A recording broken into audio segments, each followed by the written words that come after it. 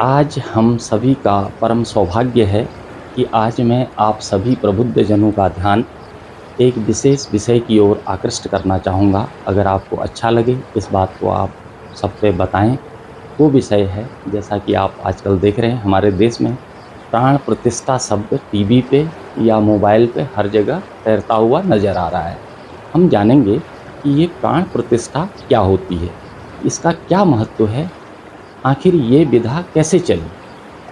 तो अगर एक लाइन में मैं इसकी परिभाषा के रूप में इसको बताऊं, तो किसी जड़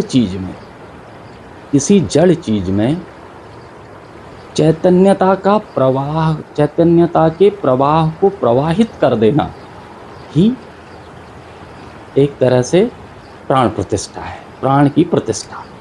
तो बात करें इसके वैज्ञानिक तथ्य के रूप में, तो जैसा कि आप लोग जानते हैं भारतवर्ष में भी अनेक प्रकार की जनजातियां पाई जाती हैं। गाँव में, कस्बों में, जंगली क्षेत्रों में या ऐसे संपूर्ण विश्व में अनेक प्रकार की जनजातियां, आदिम जनजातियां, मनुष्य की जनजातियां पाई जाती हैं। इसमें जो वैज्ञानिक प्रयोग जनजातियों में हुआ है वो वैज्ञानिक थे रोडोल्फ फ्रैंक। रोडोल्फ फ्रैंक ने अमेजन के जो जंगली क्षेत्र हैं दक्षिण अमेरिका में, वहाँ पे इस संदर्भ में, इस मूर्ति पूजा से संदर्भ में जो वैज्ञानिक तथ्य मिले हैं, उन्होंने अमेजन के जंगल के किनारे रहने वाले जो आदिम जनजातियाँ थी वहाँ मिला। इसका प्रमाण वहाँ पे देखने को मिला, जिसका अध्ययन लगभग 30 साल तक रोडोल्फ फ्रैंक ने किया। अब उन्होंने क्या किया, वो आदिम जनजातियाँ क्या करती थी, उन्हें अगर किसी पेड़ को सुखा देना है या किसी मनुष्य तक कोई बीमारी पहुंचा देनी है, तो वो लोग एक गीली मिट्टी को गूंथकर उसमें उस संबंधित पेड़ की एक मूर्ति बना देते थे या संबंधित मनुष्य की एक मूर्ति को बना देते थे और अपनी चेतना शक्ति के द्वारा उसको प्रतिष्ठित कर देते थे, जिससे कि उस तक कोई बीमारी फैलाना या इवन उस मनुष्य की मृत्यु तक करा देना या उस संबंधित पेड़ की टहनी को, एक व्यक्तिगत टहनी को सुखा देना या एक पूरे पेड़ को सुखा देना, इस तरह की धारणाएं वहाँ प्रचलित थी, जिसमें रोडोल्फ फ्रैंक ने 30 वर्ष तक उन अमेजन जंगल के जनजातियों पे ये प्रयोग किया और वैज्ञानिक तथ्यों के आधार पर वो प्रूव कर पाए कि ये विधा इनकी, या ये जो वैज्ञानिक तरीका से ये काम कर रहे हैं, ये बिल्कुल परम सत्य बात है। उनके आंखों के सामने ये सब घटनाएं हुई। उन आदिम जनजातियों ने जिस पेड़ को सुखाना चाहा, उस पेड़ को उन्होंने उसके एक मिट्टी के लौंदे से उस पेड़ के स्वरूप को बनाया और उस पेड़ की चेतना को उसमें प्रतिष्ठित किया। प्रतिष्ठित करने के बाद 17 से 21 दिन तक वो उसको नियमित देखते रहे और कहते रहे कि ये पेड़ सूख जाए, सूख जाए, सूख जाए, और वो पेड़ सूख गया। इसी तरह से वो आदिम जनजातियाँ बहुत सारे मनुष्यों में भी कोई बीमारी या इस तरह की चीज़ों को फैलाते रहती थी। अब मैं आपको बताऊं बड़े विचित्र की बात कि ये है क्या, इसके बारे में वैज्ञानिक तथ्य तो मिलते हैं, तो आखिर इसका आज की युवा पीढ़ी को या हमारे मित्र मंडली के सभी लोगों को ये जानने का अधिकार है कि इसके पीछे क्या वैज्ञानिक तथ्य हैं।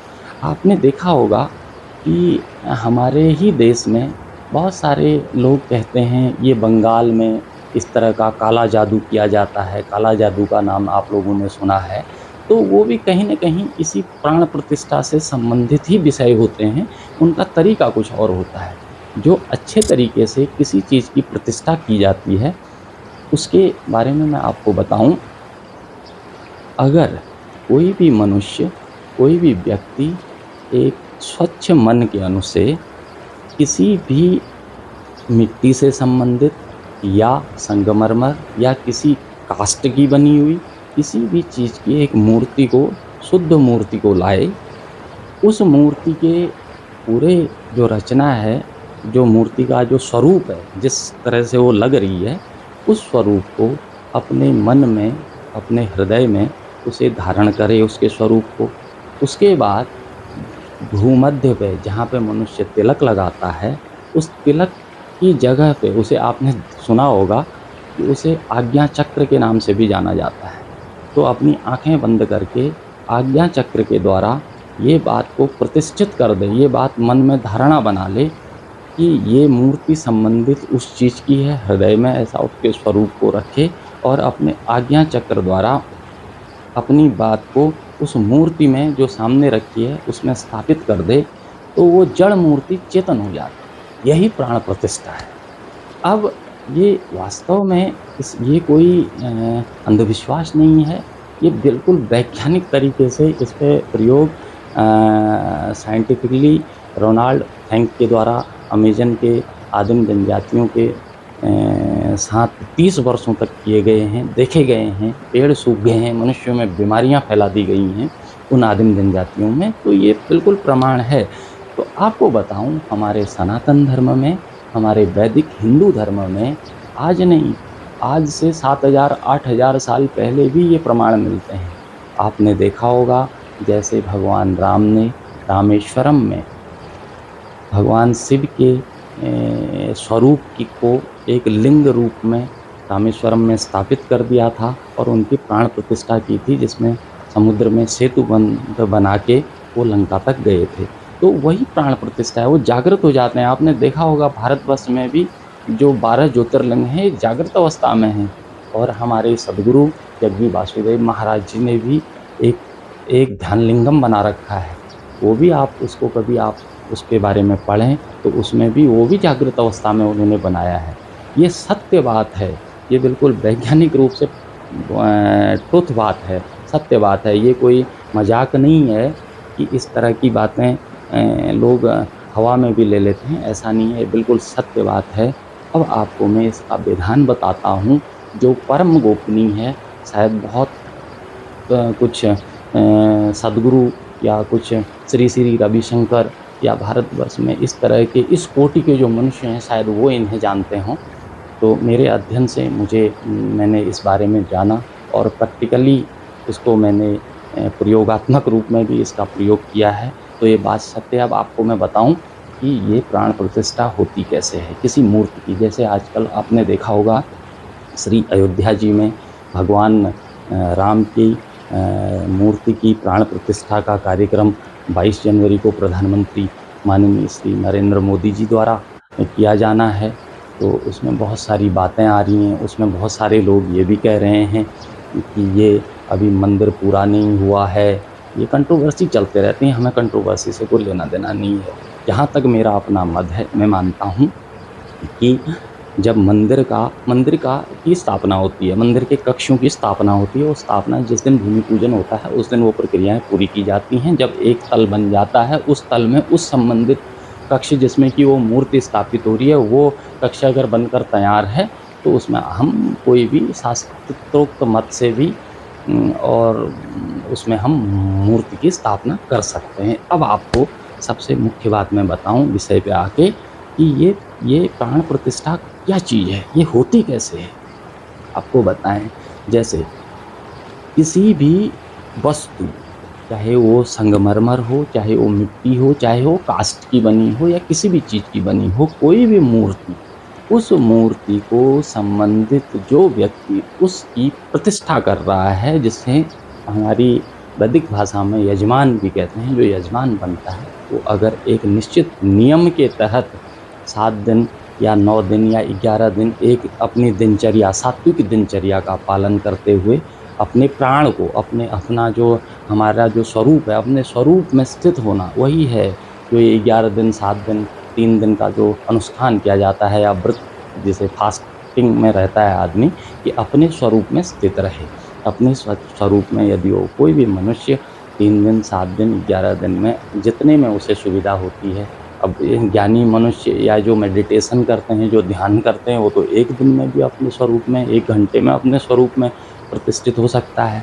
तो ध्यान अवस्था में या अपने स्वरूप में स्थित होने के बाद यदि कोई मनुष्य शुद्ध तरीके से जिस मूर्ति में प्राण प्रतिष्ठा करनी है, उस संबंधित मूर्ति की सफाई करके किसी एक निश्चित स्थान पर रख दे और उस मूर्ति में जिस भी देवता की या जिस भी महापुरुष की प्राण प्रतिष्ठा करनी है, उसके स्वरूप को जिस रूप में, चाहे बाल स्वरूप हो, चाहे उसके यौवन काल का स्वरूप हो, चाहे उसके 40-50 वर्ष की उम्र का स्वरूप हो, जिस उम्र में के स्वरूप को हमने उसमें प्रतिष्ठित करना है, उसका अपने हृदय में ध्यान रख करें। जब कोई जो भी व्यक्ति, एक और बात बता दें, यदि कोई व्यक्ति 17 सेकंड से 22 सेकंड तक किसी भी ये स्वरूप को अपने हृदय में, मतलब हृदय का मतलब है कि आँख बंद करके अपने जो थर्ड आई है, भूमध्य, जहाँ हम तिलक लगाते हैं,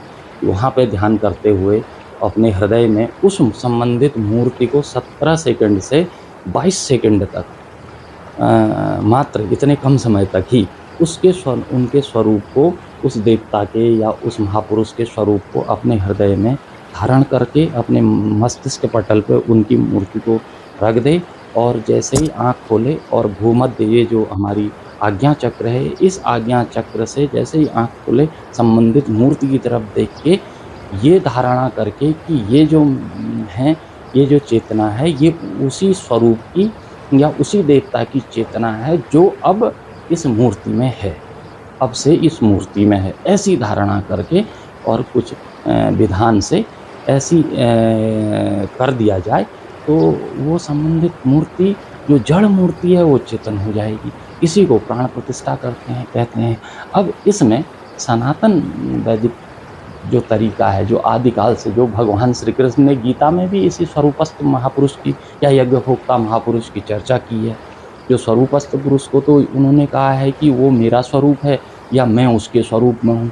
तो जब स्वरूपस्थ मनुष्य होता है तो वो चेतना के इस लेवल पे चले जाता है, अपने अनकॉन्शियस ब्रेन के इस लेवल पे होता है कि वहाँ पे बिल्कुल, जिसको हम समाधि की अवस्था कहते हैं। तो अगर इस अवस्था में मनुष्य जब चले जाता है, तो जब पृथ्वी में मानव का जन्म हुआ, तो आदिकाल से अभी तक हमें सबसे ज़्यादा प्रभावित करने वाली क्या चीज़ें हैं? वो है प्रकाश। प्रकाश मतलब सूर्य का प्रकाश, जाहिर सी बात है, जिसके चारों ओर हमारी पृथ्वी चक्कर लगा रही है, उसी से हम प्रकाशित हो रहे हैं। तो वो प्रकाश कितने रूपों में विभक्त है? वैज्ञानिक तरीके से आप भी जानते हैं कि वो 7 भागों में विभक्त है, जिसमें से लाल, नारंगी, पीला, हरा, नीला, आसमानी और बैंगनी, इस 7 प्रकार के रंगों का उस संबंधित मूर्ति। अब पीछे से आप ध्यान रखें, अभी तक मैंने जो बताया आपको कि प्राण प्रतिष्ठा ऐसे होती है, ये तो एक तरीका है, साधारण तरीका, एक ही बार। लेकिन अगर 7 रंगों से उस मूर्ति के स्वरूप का अपने हृदय में ध्यान करके, अपने आज्ञा चक्र से ऐसी धारणा करते हुए कि ये स्वरूप इन देवता का है, ये स्वरूप इस महापुरुष का है, कर उस मूर्ति में जैसे पहले लाल रंग, जैसे ध्यान किया लाल रंग, जैसे भगवान राम की आज अब आने वाले समय में प्राण प्रतिष्ठा हो रही है अयोध्या जी में, भगवान राम के बाल स्वरूप को अपने धारण किया, छोटे छोटे बच्चे ठुमक चलत रामचंद्र, और उनके शरीर को एक लाल प्रतिमा के रूप में हमने देख लिया। लाल प्रतिमा से जैसे आँख खोली प्रतिष्ठित कर दिया कि ये बाल स्वरूप इस मूर्ति में है। दूसरा, लाल के बाद नारंगी रंग का, फिर पीले रंग के स्वरूप का, फिर हरे रंग के, फिर नीले रंग का, फिर आसमानी रंग का, और फिर लास्ट में बैंगनी रंग का।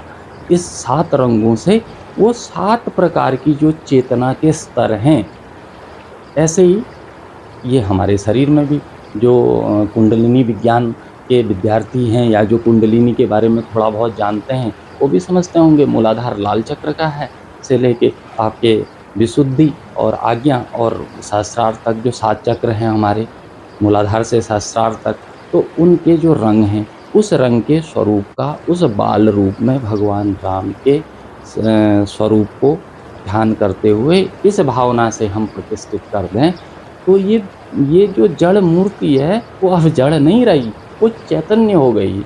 यही चीज़ तो आप रामकृष्ण परमहंस जी के साथ भी हुई। ये एक बहुत बड़ा विज्ञान रहा, इसीलिए मूर्ति पूजा प्रचलित रही। आपने देखा होगा रामकृष्ण परमहंस जी जब दक्षिणेश्वर काली मंदिर में काली के उपासक थे, काली की मूर्ति की प्राण प्रतिष्ठा कर वो उनके सामने बैठते थे, धीरे धीरे साधना करने लगे। एक निश्चित समय ऐसा आया कि काली माता उनसे बात करने लग गई। ऐसे ही भगवान राम हैं, ऐसे ही किसी भी देवता की, किसी भी स्वरूप में उस परम सत्ता को, उस परमात्मा को, उस परमेश्वर के, श्री कृष्ण ने तो यही कहा है कि जिस चीज़ में अर्जुन ने प्रश्न किया कि लोग विभिन्न प्रकार के देवताओं की पूजा करते हैं, तो वो कहते हैं कि वो अविधिपूर्वक है, लेकिन अगर उस देवता के की पूजा करते हैं, फल तो वो भी देते हैं, इसके अर्जुन बताते हैं। तो वो कहते हैं, यही बात कहते हैं कि उनके पीछे मैं ही एक परमात्मा स्वरूप में, मैं परमात्मा खड़ा हो जाता हूँ और उसका फल उस संबंधित व्यक्ति की साधना रत मनुष्य को देता हूँ उसके कर्मों के अनुसार। तो ये बात है आज का विषय जो हमारा प्राण प्रतिष्ठा से संबंधित था। मैंने इसका बिल्कुल वैज्ञानिक तरीके से जो निचोड़ था, कम शब्दों में आप तक पहुंचाने का प्रयास किया है। हमारा ये प्रयास कैसा लगा?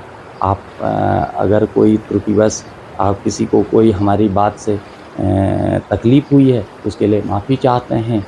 हम लोग अज्ञानी हैं, ज्ञानी तो बहुत ऊंची चीज़ है, लेकिन थोड़ा बहुत जैसा टूटी-फूटी भाषा से बताने का प्रयास किया।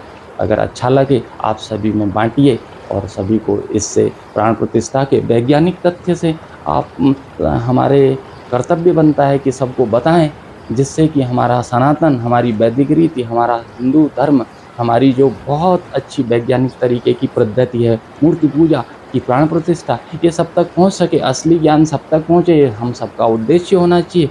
इसी के साथ सभी का आपने इतने देर तक सुना, आपका बहुत बहुत धन्यवाद। नमस्कार।